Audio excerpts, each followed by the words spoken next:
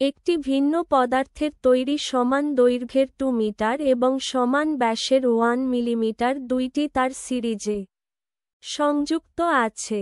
যে পরিমাণ বল প্রয়োগ করলে এদের সম্মিলিত দৈর্ঘ্য 0.9 মিলিমিটার বৃদ্ধি পাবে তার মান বের কর।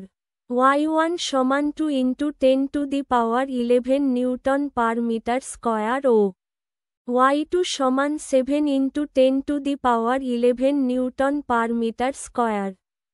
Option A 219.8 newton, option B 635.85 newton, option C 2198 × 10⁸ newton, option D 109.9 newton. সঠিক উত্তর 109.9 নিউটন।